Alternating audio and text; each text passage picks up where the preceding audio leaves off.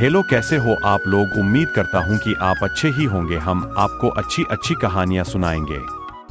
आप हमारे चैनल को सपोर्ट कीजिए। आप सभी हमारे चैनल को सब्सक्राइब करें और लाइक और कमेंट भी करें और हमें बताएं कि हम किस टॉपिक पर अगली कहानी बनाएं ताकि आप हमारी कहानी का आनंद ले सके। तो चलिए शुरू करते हैं। आज की कहानी का नाम है कल की चिंता।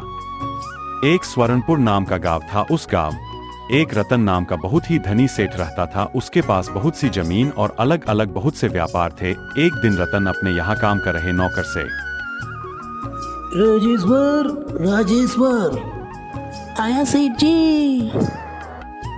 राजेश्वर, आज मेरे दिमाग में ख्याल आया है। मेरे पास कितनी संपत्ति है, जरा मुझे इसका एक हिसाब बना कर दो। तुम्हारे पास सिर्फ 7 दिन है। ठीक है सेठ जी, मैं आपकी सारी संपत्ति का हिसाब बनाकर देता हूँ। राजेश्वर सेठ जी की सारी संपत्ति का हिसाब लेकर वो 7 दिन बाद सेठ जी के पास जाता है। हाँ, राजेश्वर, बताओ कितनी संपत्ति है मेरे पास। सेठ जी, आपके पास इतनी संपत्ति है, आपकी 7 पुश्तें बिना कोई काम कर आराम से बैठ के खाएगी। अच्छा राजेश्वर, 7 पुश्तें? रतन ये सुनकर सोचता है, सिर्फ 7 पुश्तें मेरी आने वाली 8वीं पीढ़ी का क्या होगा। ये बात से रतन दुखी हो जाता है। अब वो ना ठीक से सो पाता, ना ठीक से खा पाता, ना वो अपने पोते पोती के साथ खेलता। ये बात वो अपनी पत्नी को भी नहीं बता पाता। कहीं वो रतन को पागल ना समझे। एक दिन उसे पता चलता है कि पास के गांव में एक साधु महाराज आए हुए हैं। वह तुरंत अपने नौकर राजेश्वर के साथ उस गांव में जाता है। महाराज जी, मेरी सहायता करो, मैं बड़े परेशान हूँ। मेरी ये समस्या का कोई हल करे। महाराज जी फिर रतन की सारी बात सुनते हैं और वह मुस्कुराते हुए बोलते हैं, अच्छा, मैं समझ गया। तुम्हें इस समस्या के लिए तुम्हें एक काम करना होगा। हाँ महाराज, जल्दी बताओ, जल्दी बताओ, वो क्या काम है। ठीक है रतन, तो सुनो। इस गांव में बड़ी निर्धन एक बुढ़िया रहती है। उसके पास न रहने को ठीक से घर है, न ठीक से खाने को खाना।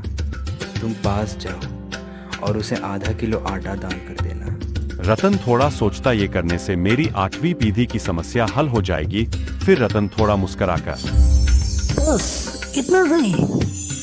हाँ, बस यही करना है। रतन महाराज जी को हाथ जोड़कर वहां से चला जाता है और अगले दिन अपने नौकर राजेश्वर से बोलता है, राजेश्वर, राजेश्वर, आया सेठ जी।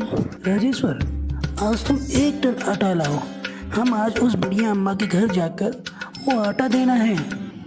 रतन अपने नौकर राजेश्वर के साथ उस बुढ़िया के घर जाता है और उसे सामने एक टूटी फूटी झोपड़ी दिखती है। फिर रतन बुढ़िया को आवाज देता है, अम्मा, ओ अम्मा। बुढ़िया अम्मा रतन की आवाज सुनकर झोपड़ी से बाहर आती है और रतन को देखकर बोलती है, ये क्या है सेठ जी? अम्मा, अब तुम्हें खाने की कोई भी दिक्कत नहीं होगी।